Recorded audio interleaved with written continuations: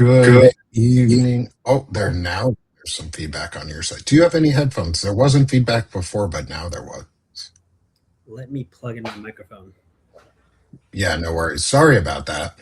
Hey, good evening, everyone. As you start coming on in on Substack with us, I'm Nick Perro. This is Banner and Backbone, and I am joined for a Powerful Voices episode tonight for another Courage for Democracy candidate interview with Salaam Bhatti tonight, candidate for Virginia 01. And I'm very excited to talk to you. Sorry, everybody, we were a little late this evening. We just had a little bit of a miscue. It's all right. We're going to have a great conversation for the last bit of our night. Salaam, it's nice to meet you. Have you on with us tonight when you're ready. And right now you've got yourself muted, it looks like. Yeah. When you're ready, How's do you the mind audio? introducing yourself? It sounds good. Oh, we're good. Cool. All And right. do you mind introducing yourself for everyone in the audience tonight so they can get to know who you are? Not at all. Well, thank you so much, Nick, for having us here. And my name is Salaam Bhatti. I'm a public interest lawyer. But before that, I was a child of immigrants. I mean, Nick, I am still a child of immigrants. We grew up poor. We needed programs like WIC and free school meals to help make ends meet. And I grew up learning English by watching PBS shows like Mr. Rogers' Neighborhood and Sesame Street. So if at any time I say something like, me want cookie, that's called indoctrination. I also grew up watching Mighty Morphin Power Rangers, so my kung fu comes from that as well. All I sorts went of to good shows. all sorts. A part of my vernacular is also "Suyo,"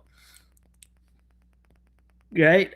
And then I went to law school where I got to serve veterans in our veterans clinic, and I saw firsthand like government inefficiency through the Veterans Administration and like the opportunities we have to improve on what we have, if not make new things and do better. Then I worked at the Virginia Poverty Law Center, where I became the only advocate in the country to unite Democrats and Republicans to unanimously vote to expand a welfare program. So we did that in 2020 or 2021, where we expanded SNAP for 25,000 families, with every single Republican and Democrat voting for it. And I didn't have to give up anything in that quest. We also expanded free school meals for tens of thousands of children and created the roadmap to universal school meals here in Virginia. And then we also increased cash assistance for the poorest families in Virginia through the Temporary Assistance for Needy Families, or TANF program. And we did that by historic amounts, not once, but twice. We repealed racist laws like the welfare family cap and the drug felony ban, and also created a screening tool known as snapscreener.com that's helped over 2.5 million families unlock over $100 million in SNAP and WIC benefits. So this is all fueling our agenda for the people. The ABCs of our campaign are: A is for Medicare for all, B is for taxing the billionaires, and C is for campaign finance reform. These are the three things that are root causes that we're going after, because we've seen every single other administration try to heal the symptoms, and they just make the Gordian knot of our time even worse. When we have to look at the thing, we have to look at the problem and realize we don't even need the knot. We don't need this rope. So let's go to the root cause and fix it right at the root. I like the nerd references. I like the TV show references. Obviously, the Power Ranger shirt I've got on. I went to school in Mr. Rogers' neighborhood itself when I went to Pittsburgh. college. All right. Yep, I went to I went to Carnegie Mellon Right. when I went to college the first time. I am an Army veteran myself, so thank you for your service to us to help veterans, and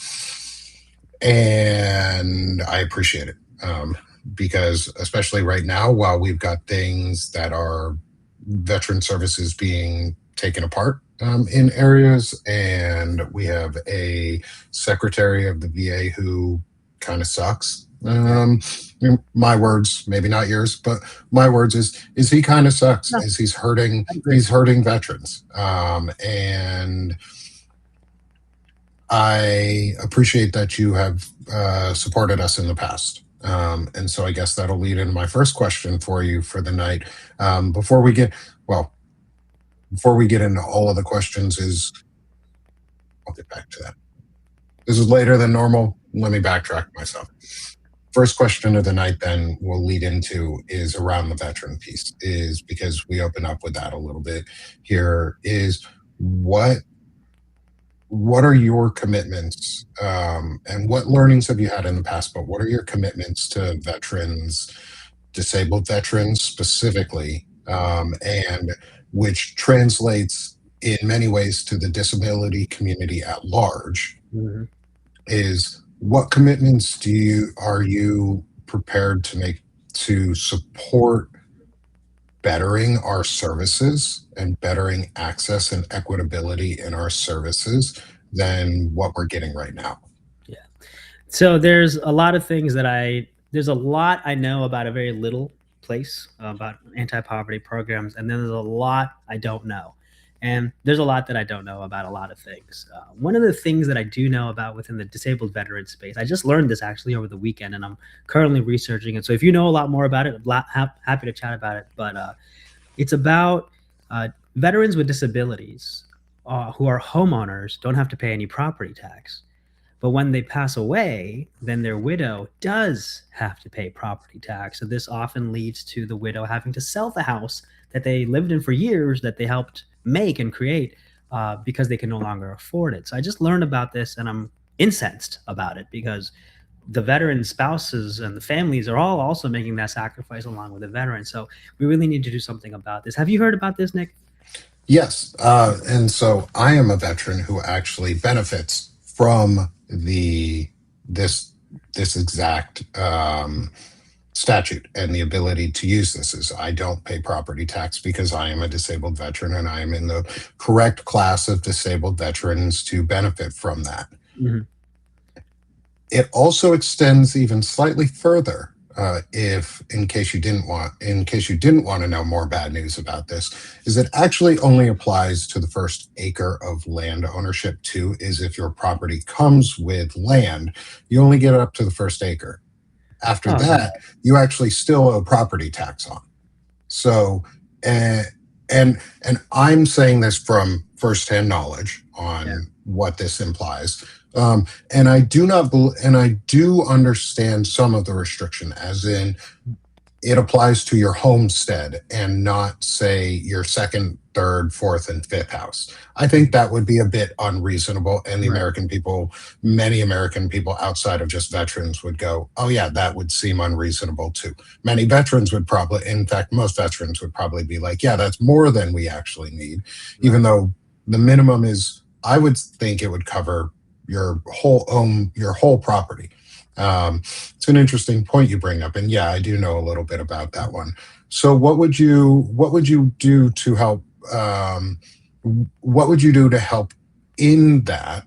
Yeah. Um, in say that's a small issue or appears small on the outside, but could then apply further down the line for other property tax credits for other classes of individuals within our system to help support growth in other areas. But what would you do to help support a change in that area that would be beneficial to veterans and not so much lip service to veterans, but actually a real world application that would be helpful to veterans, especially knowing not just, I'll add in the second layer on this because disability rights in this aspect is a huge piece of it, is you have to apply for the benefits, you have to get the benefits, you have to be disabled proper, you have to be 100% disabled to get these benefits, and then they have to be able to pass on to your spouse.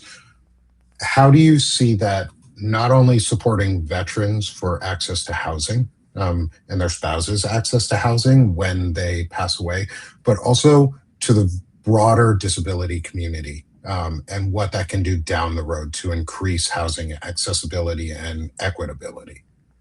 Yeah, we the all you know the resume I listed at the top was never done single handedly. It was always done in coalition with diversity at the table, and so that's how I would continue in this realm. Where I want veterans with disabilities across the spectrum, whatever it is, whatever age they are, at the table to figure out what is going on here, like what is the reason for this, and how can we improve it. Because again, this is I know that there's an issue, but let's really dive in. what's the root cause of it? Why does this policy even exist? So that's what I'm tasking my team to do, to get the ball rolling already on this, because we can't wait until after getting sworn into office. So if there's people in your audience who are impacted by this, you yourself, Nick, if you want to be part of the roundtable, would love to, send me a message, shoot me an email, shoot me a DM. I am a millennial. I answer and look at all my DMs. And if they're trolls, I love screenshotting you after I clap back at you. But anyways, I want to put that table together and really get the ball moving, because what I've seen is that when you have a force coming on behalf of some policy, that's the only really way to move the needle. Well, yes, I would love to be a part of those types of discussions. And to my community at large, one of the things that we talk a lot about are disability rights and disabilities in general, just living with them and how do we move through the world. And I have a friend who's in our chat here on the Substack side, Naida Green, who would be a wonderful person to get you in touch with as well. Who is a huge disability advocate, disability rights advocate, and disabilities advocate, and bridging the gaps between the disability communities, specifically the veteran community and the non-veteran and the, I guess, civilian side of the community.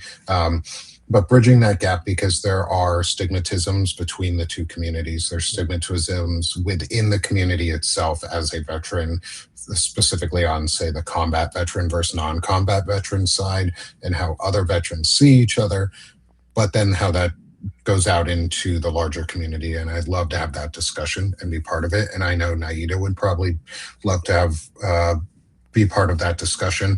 And building on that is another question that is a great one in the chat, as well as builds on this question, this discussion around disabilities and disability benefits and what you're talking about the future. Yeah. And go ahead. Before we go to that question, one of the things within my experience at the Virginia Poverty Law Center is that veterans are one of those marginalized populations that are more disproportionately impacted by poverty, because the government uses you and then discards you. And also people with disabilities also disproportionately impacted by poverty. So my vision for a safety net is more efficient than what we have today, because right now you have to apply for like a dozen different programs that have a dozen different eligibilities that takes days and days to apply for. And every state has some different outdated system that takes hours and hours. And in Virginia, for example, you could be filling it out for 2 hours and then it shuts down halfway through and you've lost all of your information. Now, people in poverty don't have the luxury of time. So I have a vision of consolidating our welfare programs, our public benefits, into a guaranteed income, which would be running parallel with Medicare for All, so that we take care of people's basic needs without having all of these inefficiencies with all of these programs. So that's also like the vision I have. Okay, I want to dig into that here in a second too, because that sounds along the lines of a universal basic income. Along the lines, but different. But yeah, we'll definitely. Okay. Yeah, I'd love to. I want to dig into that because I'm a proponent for the idea of universal basic income of some form for the American populace. Right. Anyway, I definitely want to ask this question because, and our friend Naida is also a family member of a veteran, not a spouse, but a family member. And I think that's also a key one that's really important, because when a service member goes to war, the whole family goes to war. That includes their siblings. They go to war too, even adult siblings. I know from experience because I have two brothers who also served and both deployed independently. So I understand from both a sibling to a service member. Is what about veterans' health benefits for spouses, and possibly the expansion of that, because, and maybe this gets answered by the question of Medicare for all or universal health care for everybody through our taxpayer funded services, is how do you see the veterans benefit model being improved upon, but then also be expanded into a universal system for everyone to benefit from? Because I want my spouse, who does benefit as a veteran from that service, to be able to benefit if they weren't a veteran themselves. And then I want everybody else's spouses and themselves to be able to benefit too, just like all other first world countries. And just to be clear, when a veteran is receiving TRICARE, is their spouse also getting it? The whole family gets it or no? Um, TRICARE is separate than the VA. You have to apply for and pay for TRICARE, and Mhm. that gets set depending on when you apply for it. If you apply for it when you get out of the service within a certain window, it gets pegged at the rate at which you were in service at. If you don't, you apply for it at the rate that it is currently at. So that could change. Right. And so the VA healthcare is still different from TRICARE because the VA is our public service system, and TRICARE is a private insurance system, So it's like coverage Medicare and basically. Medicare Advantage. Core, yes. And then on top of it, you have, for those of us who are lower income, on the lower income side of disability, is there's the CHAMP VA, depending on your disability rating, and if you're high enough, if you are disabled enough, you can apply for CHAMP VA, which is a cost sharing insurance system that allows you to then possibly get insurance for your children because they're not covered under VA coverage right now either. And so, what would you do to help Mm. make this system better? Right. Because it sucks. As It's a veteran, it Dude, sucks, and everybody else, it sucks. and as a taxpayer, it sucks. Like you just mentioned how many different health care programs within the veteran space. And now we also have, Medicaid, Medicare within the civilian space. These are all unnecessary. If we had Medicare for all, everything would be equal. And that's it. It's that simple. And the whole reason it's so complicated in this country is because the health insurance lobby is the biggest lobby in the nation. And they have poured billions and billions of dollars every single year to ensure it's as complicated as it can be so that they can continue making as much money as they can. And because so many health insurance companies are funding or bribing the elected officials in Congress, that's why we haven't seen the needle move. But the good news is that we have over 110 members of the House who have co-sponsored the Medicare for All legislation, and I would love to be 116 or whatever that would be, uh, to move that needle forward, to making it a lot more efficient and making it streamlined. Because right now, like you said, it sucks, it's inefficient, it costs more than it should, and we really need to change that. So again, it's a root cause thing. I don't want to fix the symptoms of it. I want to Mhm. get to the root cause and really just end it once and for all. And the another great point comes up is let's say Medicare doesn't cover community-based service. What would be different in this? How would how would a universal coverage system be different from what we currently have in Medicare?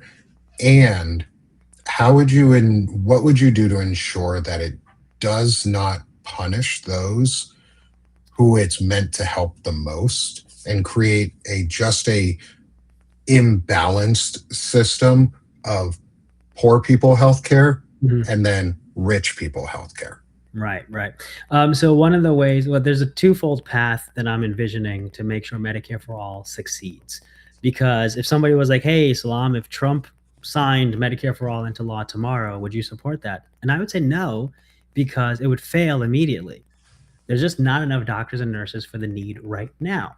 So what we need to do is operate in what we need now and what we need to do to prepare for later.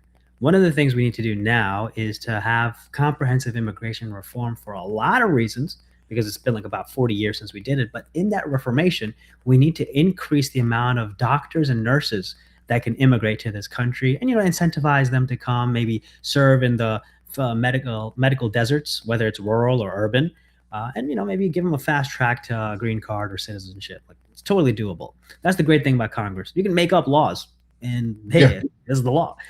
So we can totally do that, and that will help improve the medical access so that we don't have the inequities that we currently have. And then, secondly, we need to talk with med schools, the American Medical Association, to increase the cap in med schools because the enrollments have been capped for decades. We also have to open up more med schools because med schools haven't been really opening because of the caps, and I guess they have a stranglehold on how many doctors can come out, but also because we're losing hospitals and medical centers due to the cuts at the government level, and we're losing precious residency spots as well. So, if a med school is investing a lot of money into training the students, they are, of course, and there's no residency spots for them to get the experience they need before setting out in their career, then they're not going to open up more med schools. They're not going to increase the caps. So we really have to look at it from a huge picture of like, how do we really make sure this can succeed over the next 5 to 10 years? I think that's great. And one of having an idea of where we're actually going is really what a lot of people have been missing and have been wanting Mhm. is how do we actually get to where we need to go, and then what policies do we need to enact right now, and what do we need to be prepared for. Right. And we're too short-sighted in a lot of ways, and a lot of times we just want to say there's an immediate fix or there's no immediate fix, so we don't want to even try it if Right. there's no immediate fix. And this isn't immediate, but it can be beneficial. And I get my final big question in this area is the expansion of other types of services that are currently being left out, such Mhm. as at home care, dental care, vision care, things that are considered like teeth are considered luxury bones and bullshit. Sorry for swearing, but bullshit like that.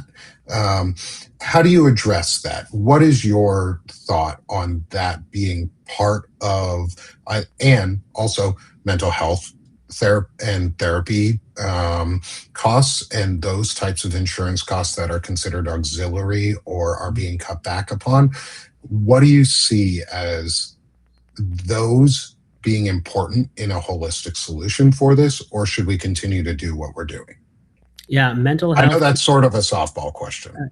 Mental health care, teeth and eyes are part of your body. They should. I would include them in Medicare for all. In Medicare for all. Okay, perfect. Simple answer, and I love that. I want to move on to move forward into some of the other areas of that are of really high stakes right now as well. And so one of the questions, And yes, Nick, sorry, and only because teeth, when you go to the dentist, they can actually detect other things that could be wrong with your body just by looking at your teeth. yes, Same thing with eyes. And God forbid you get glaucoma. That's a huge thing. Like that is part of your body. You need preventative care to help prevent it from becoming worse. So, this is the health insurance industry. This is a scam that's all set up.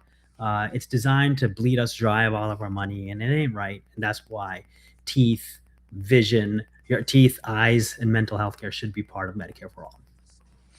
thank you. Thank you for expanding on that. And yes, the whole eyes thing, like I can again tell you from experience, you can find things out of the blue. And the only reason I know about them is because I have a socialized healthcare system in the US that is called the VA, Mhm. which because I'm disabled enough and because vision is covered at a certain point, I was able to get eye checks and have eye surgery done that was needed and required so that I didn't go blind because Mhm. of a detached retina. And Mhm. everyone should have access to those services. Yeah. And it shouldn't bankrupt people to be able to do those things. Like we're the only country that suffers from medical debt in this way. Mhm.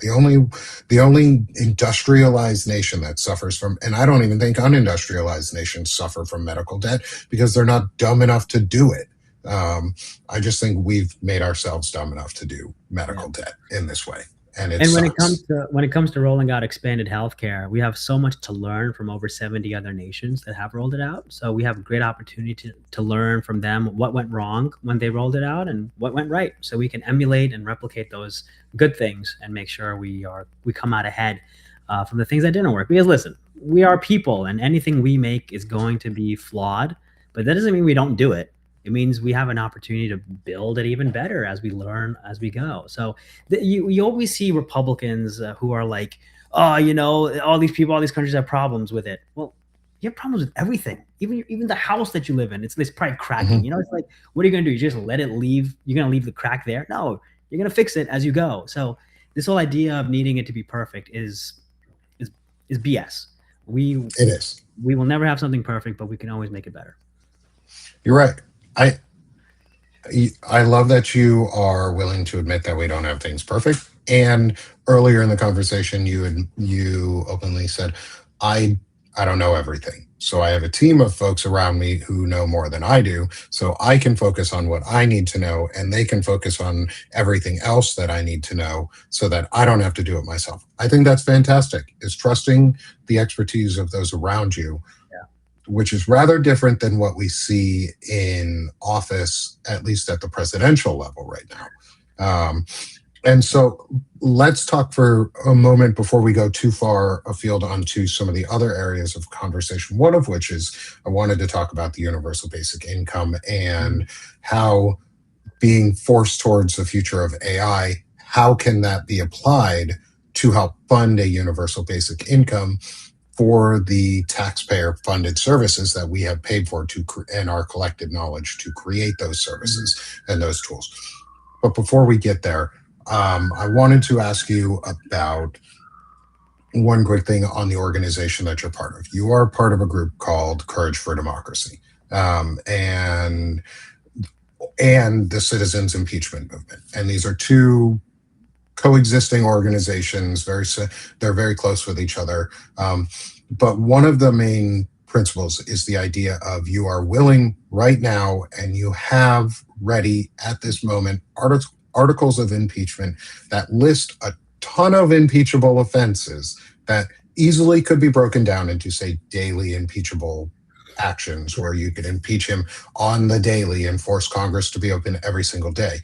But Mhm. you are a part of a group that is ready to do something. And you're at least one of your other primary challengers, Erica Kopp, is also in the Courage for Democracy, and she is ready to do something as well. And I want to applaud you, and I applauded her earlier, but I want to applaud you for also being a part of this organization that is already saying that we're ready, and we're ready to do the bare minimum the Constitution would ask us to do.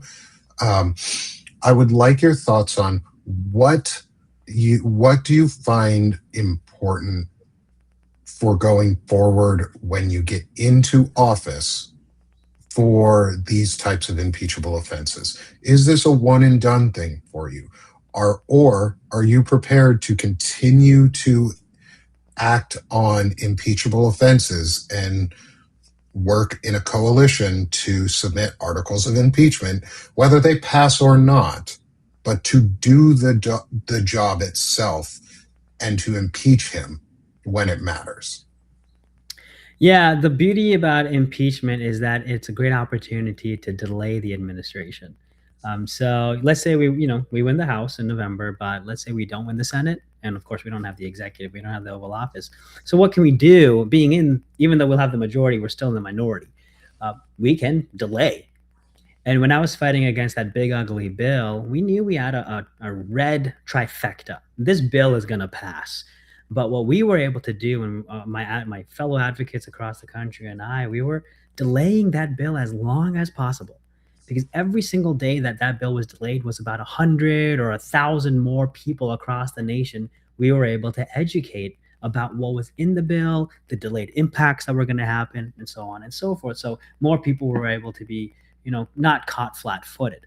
So, similarly, with impeachment, what we can do is we can at least delay the administration from fully carrying out all of the rest of Project 2025 and whatever else is on their agenda. And it also will help us refine the argument so that when we do have a blue House and a blue Senate, which would essentially mean we also have the blue president in 28, then we can just go all out.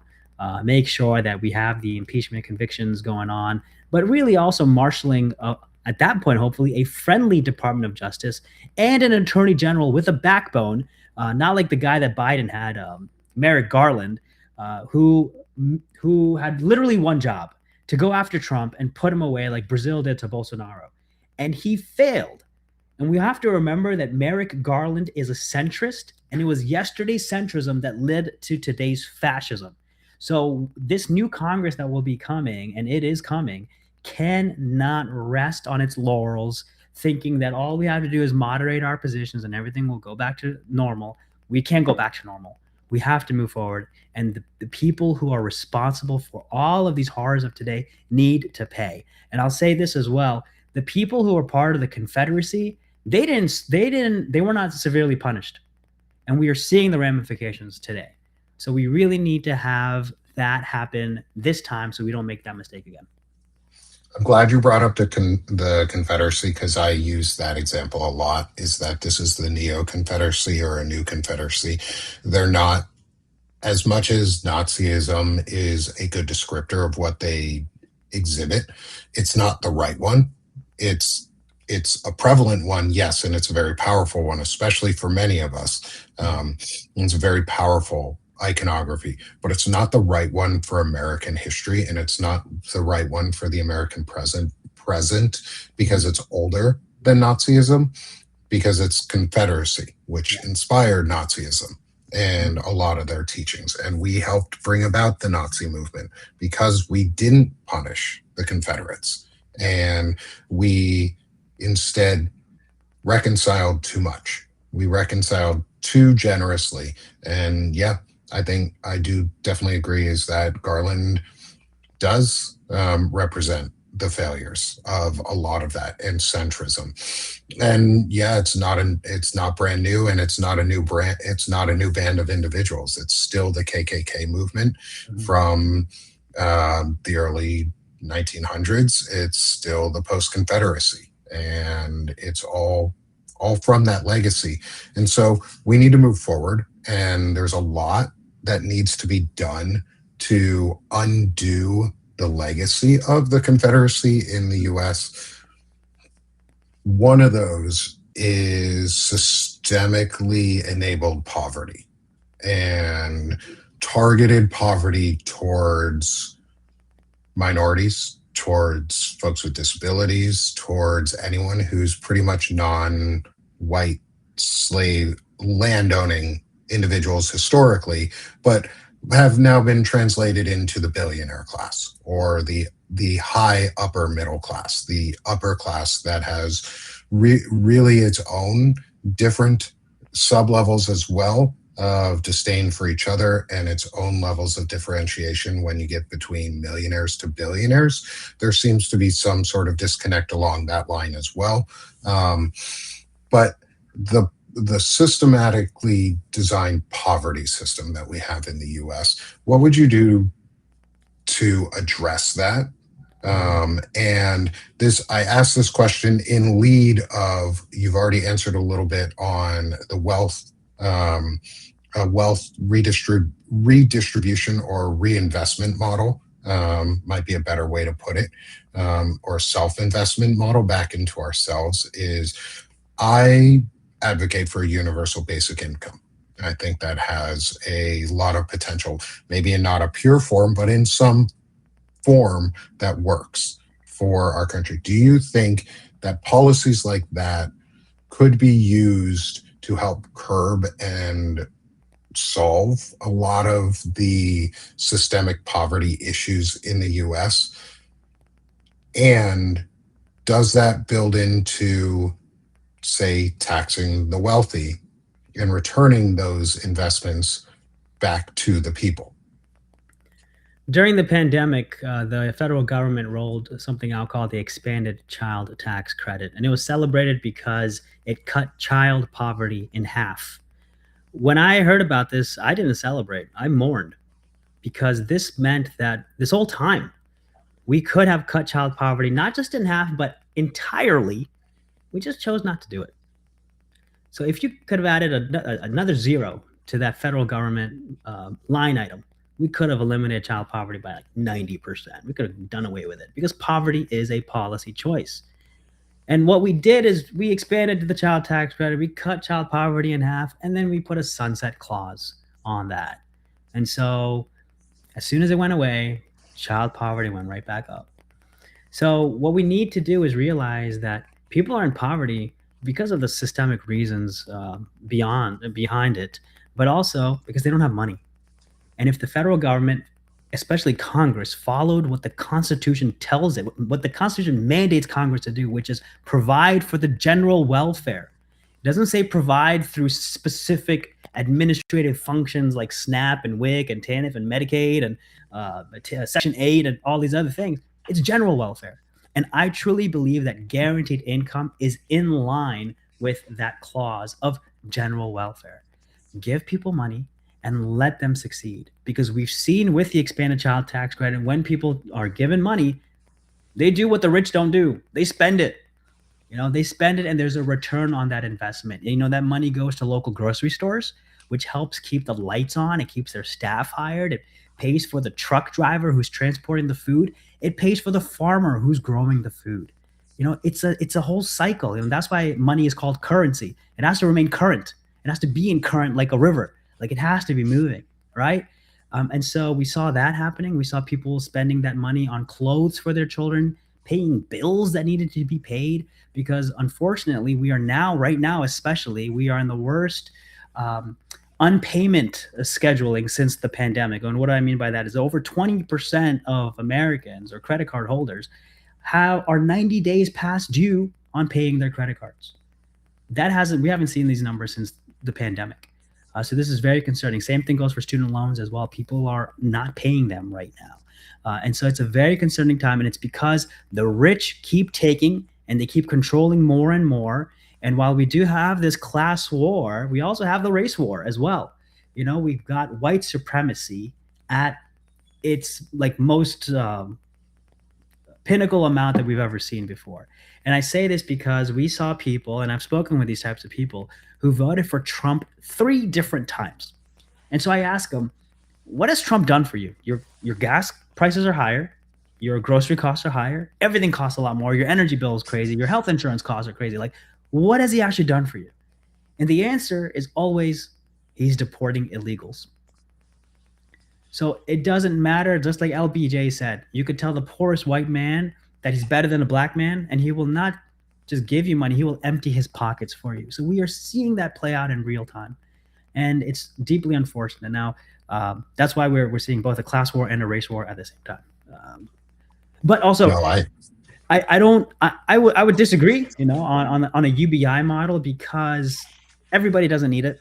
And under a universal basic income, everybody would get it. And so let's keep it to the people who need it. And this would also involve in updating the federal poverty level so that it actually includes people who are living paycheck to paycheck. And that include, like, there was a recent study that said that a family of 4 making less than $130,000 is in poverty. And that's just unfortunate, because that's the way the economy is. And that's what we should be looking up, measuring up to. Yeah, and I think updating outdated federal minimum standards is really important. Things like the federal minimum wage have not kept up where they should have. And I think a lot of what you're saying ties into the idea of our government does explicitly say that it's supposed to provide for life, liberty, and the pursuit of happiness. And you cannot pursue happiness if you're under crushing debt, or your Maslow's hierarchy of basic needs are not met, and you're under constant psychological warfare. And it's a disservice to us as a people on purpose to not offer those services. I like to say that other countries have a quality of life. We have a cost of living. Yeah. And I think it's refreshing to hear that. And I like hearing from folks like you, where we get to talk about this. So why do you believe, and I may catch some flack for this from folks in my audience, and I'm willing to catch some flack because this should not be terribly controversial in the long run, is why are you against the idea of a truly universal basic income? Because I ask this because that would create equality across and an equitable solution, maybe not fully equitable, but it would create an equal solution as a baseline that could be then built upon, because we're all going to be paying taxes, and we have all been used in ways to create some of these resources, such as AI, which is a possibly a large producer of wealth in the Mm. near term future. So Is you're kind of thinking why about it in the sense of like an oil-rich nation like Saudi Arabia or Iran, where they'll use the wealth they get from the oil and they'll distribute that to everybody, kind of like on a yes, universal. Okay, and AI yeah, being that thing. Okay, okay. or an economic driver of sorts that fuels that model where Mhm. everybody does get a universal level. There Mhm. is a basic level for every adult, for every child. That way, nobody can go and say, my neighbor is getting more than me from the government, or Mhm. that person, that other is receiving and I'm not, and poor woe is me. Mhm. Do you not see that as the preferable solution? Is to would that be a preferable solution, or is there a reason why you would prefer not to go the truly universal route in this option? Because then, in eyes, someone who's not as ambivalent as say you or I could then come back and say, well, those disabled people, they don't need universal health care anymore because they're really a drain and burden on the system. Mhm.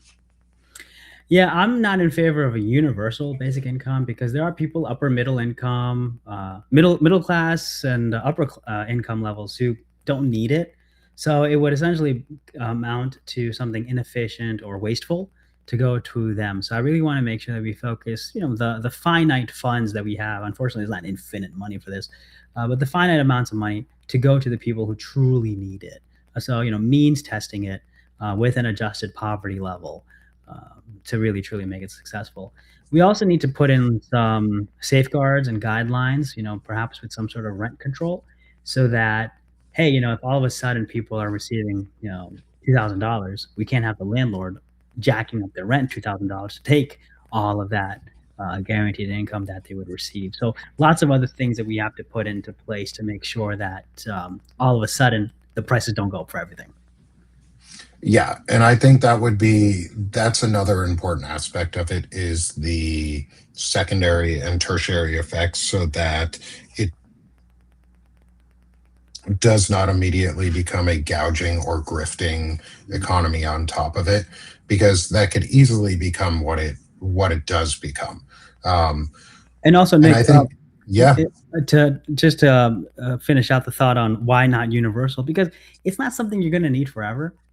A lot like Snap, for example, is a program people will receive it for a couple years at the most, and then by then they're able to find a job that's paying better, and they should be able to work their way up. Now there are some other issues and inefficiencies with the programs, something called a benefit cliff, where you could lose more in Snap benefits than you get like at a raise, like from a raise at work. Like let's say you get $50 extra a month at work because of a raise, but you could lose $200 from Snap a month. So it's like it doesn't make sense.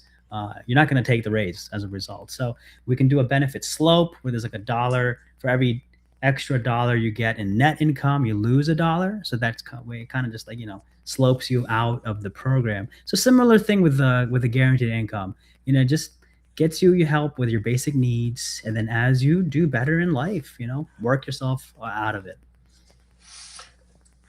I think this is where we differ on this one is because I don't think it should be as sloped away as you do better, the less you should receive from it, because I see it as an equal distribution of a resource that we have guaranteed for ourselves. And because I think things like AI in the long run are going to be economic drivers for the future.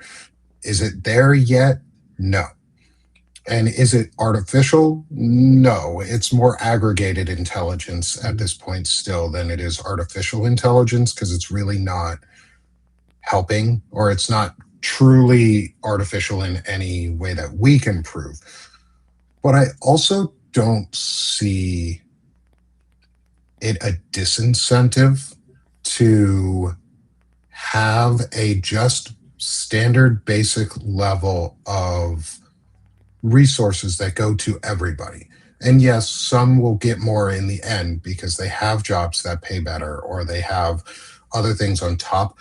But the basic level of the universal income or return back to us, because we are producing a good by our mind, Mhm. and that good is going to cause a displacement in the workforce anyway.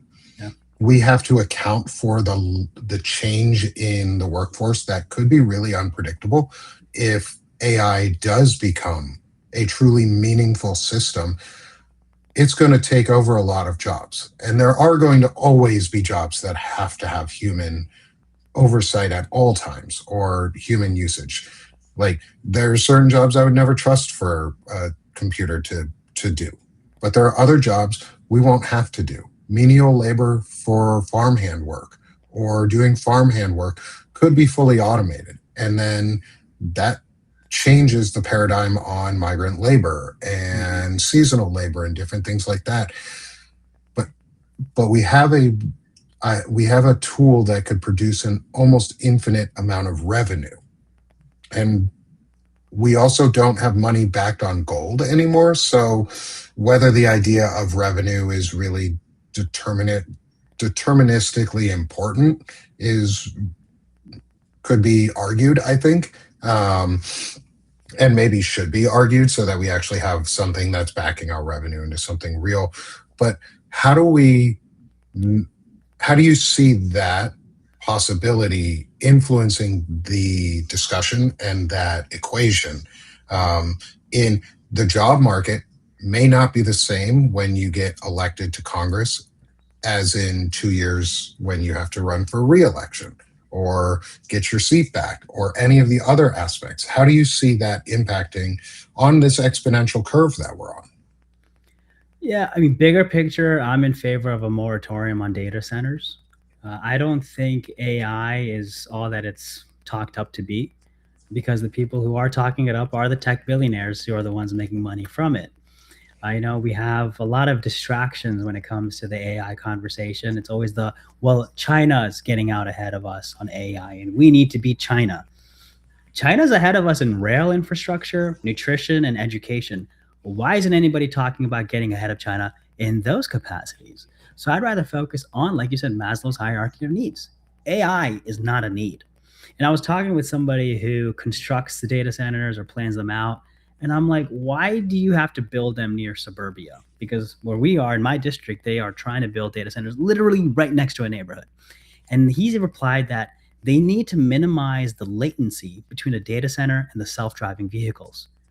And I'm like, well, why do we need self driving vehicles? Just have more public transportation. So this is the thing, there's these capitalists, because America is no longer a republic.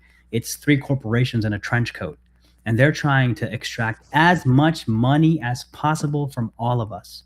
So this idea that AI is going to be the new economy is something that I don't really want to see, because right now the way it's being constructed is that it's a few billionaires who are trying to pocket as much as possible.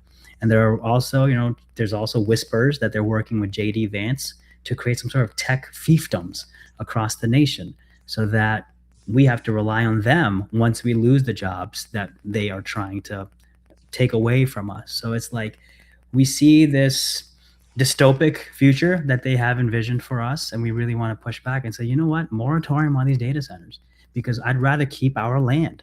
I'd rather keep our water pure. I'd rather keep our air clean and free of the noise of the 24/7 diesel generators. And also, how about we don't get cancer from something that's being given a tax cut that's causing us to have to pay more? So, Virginia, for example, is the data center capital of the world.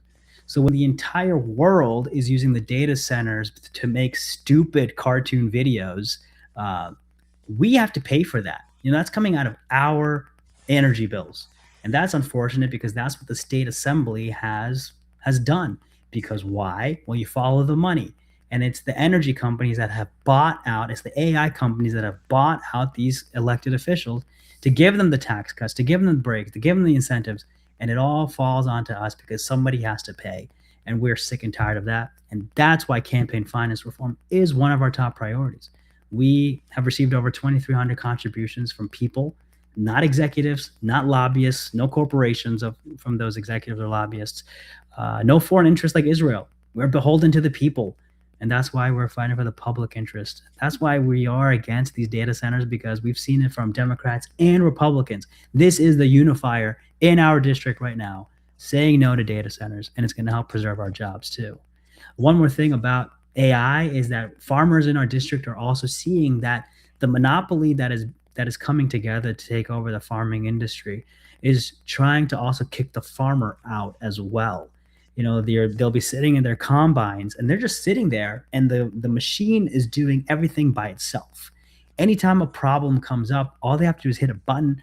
John Deere comes in, they fix it from behind the scenes, and then they keep on going. And so what they're realizing and recognizing is that it could be within years that we don't even need farmers. And that is highly concerning. We cannot rely our basic needs on corporations who will simply use it to exploit us and extract as much money as possible. And as one of our friends in the chat here points out, is a company called Acre Trader, which leads us full circle back to JD Vance and the Peter Thiel network of individuals. And we didn't get to that part of the conversation, is the technate and the technocracy and that side of the equation. I mean, we did in some areas here around AI, and I would love to have you back again for some further conversation, because this has been a really fun conversation for me. And I'm glad you push back on this area specifically around the universal basic income, because I am not a proponent for AI in the way that it is being used in any sense that it is now. I think it is a tool, and it's being overused and oversold. And like any good oversold tool, it's going to blow up and pop on us in the worst possible moment. And I really want to dig into that with you on like what could we do to regulate AI.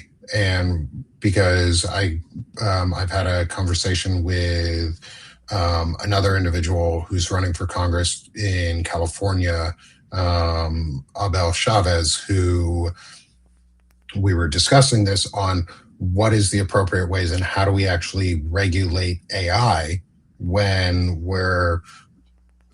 while we have a system that is actively lying to keep itself from being regulatable. And what do we do to confront that? And I think that'd be a really interesting conversation and a really great place to talk about like policy ideas on what you could do in Congress. And I'd love to see if we can organize that to get you back on for another discussion, to talk with Abel about that, and maybe one of the an AI ethics expert that I know would be willing to come in and discuss as well. And I would love to see if that would be something you're interested in coming back for at another time too. It sounds great, and it would be a conversation I would learn a lot more from than I would be contributing to, but happy to be at the table. Good. I'm glad to hear that. I like, again, I want politicians who are willing to listen and who know that they don't know everything, and be able to hear and listen to experts who aren't paying them to be heard, but actually know what they're talking about.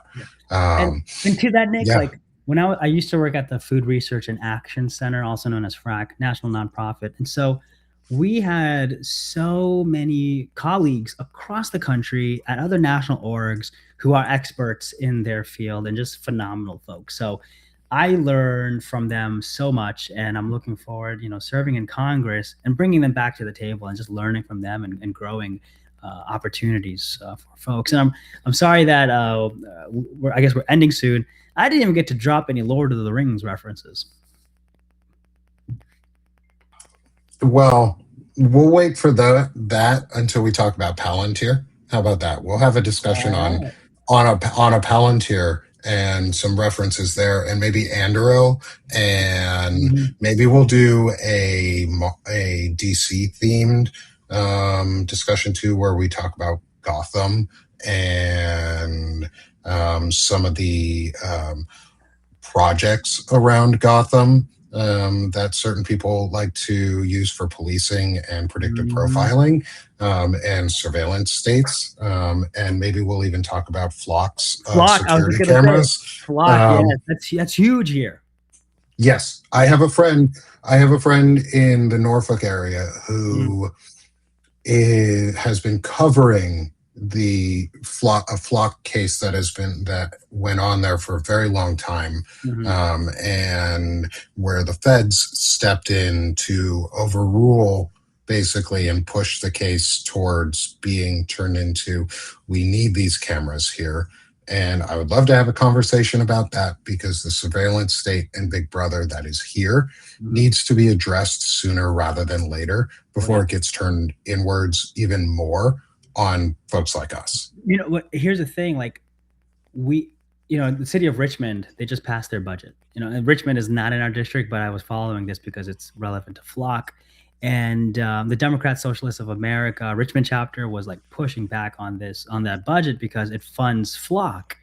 And every city council meeting, there were like people were speaking out against Flock and trying to persuade the city council to not fund it or to set up some guardrails or something. But city council didn't care, they didn't listen, and they let it go through. So people are furious in the city of Richmond area.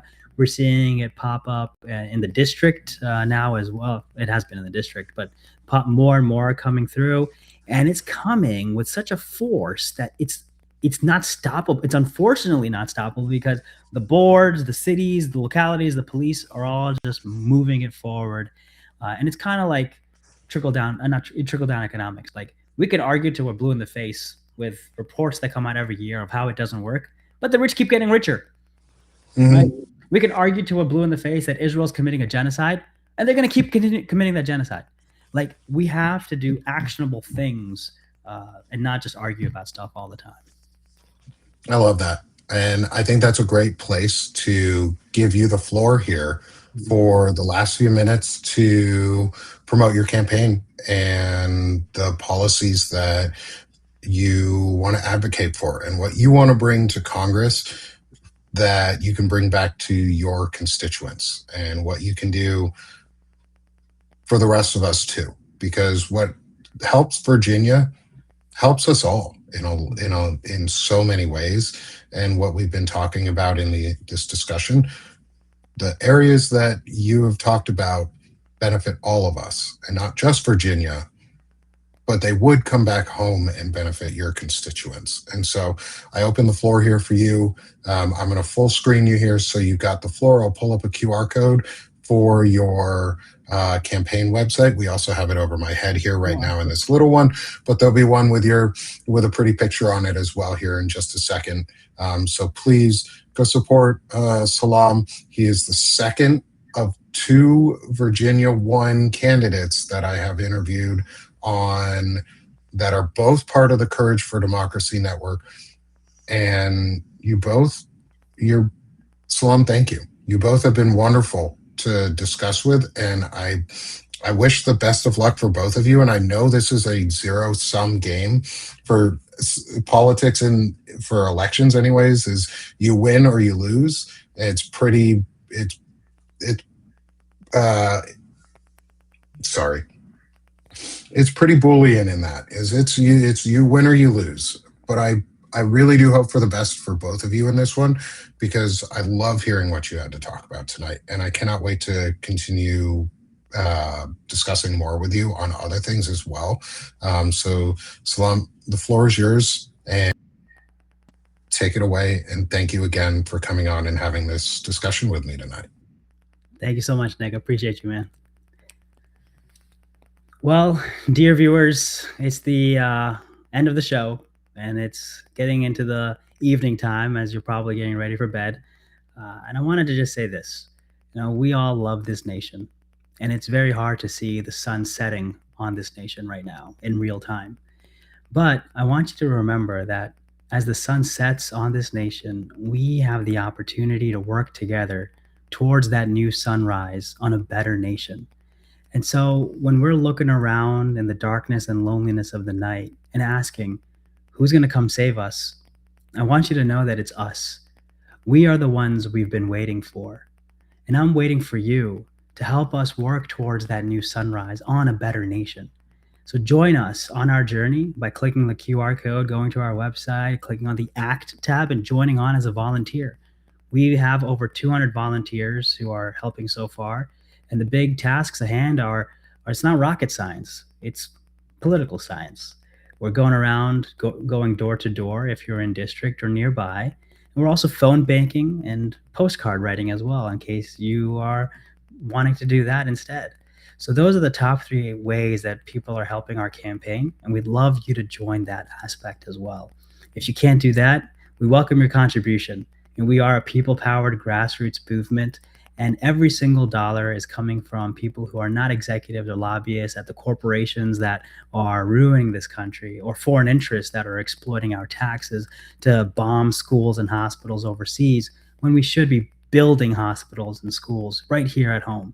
So I invite you to join us in this effort, because the first district of Virginia is one of the targeted districts for flipping in the country. And the great news is that Virginia had an election in November 2025, and the district actually did flip. So we are going to carry that through, especially after Virginians were disenfranchised when the Supreme Court of Virginia threw out the redistricting vote. And so people have a righteous anger, and they're ready. They're not wanting any more centrism or moderation, because they understand that yesterday's centrism led to today's fascism. So to get to where we need to go tomorrow, we need progress. And as a progressive, we have the experience in the state assembly and before Congress to get started on day one and hit the ground running. So I invite you to join us. Click on that QR code and check us out. Follow along on social media, engage that algorithm, and let's get this done. We've got 78 days until the primary on August 4th, and every single day counts. Every single volunteer counts. Every single donor counts. And I can't wait to have you join the team. Thank you so much for that. And Slum, have a wonderful evening. Everyone in the audience, thank you for being with us late tonight for this special Powerful Voices episode. I'm Nick Pero. I'll be back here soon for another one of these episodes. Not sure exactly what day, but we'll be back soon. Sorry about that. Thanks, everyone. Have a wonderful evening, Salam. Best of luck to you, and good luck, everyone. Take care of yourselves tonight, and we'll see you again soon. Thanks. Bye, guys.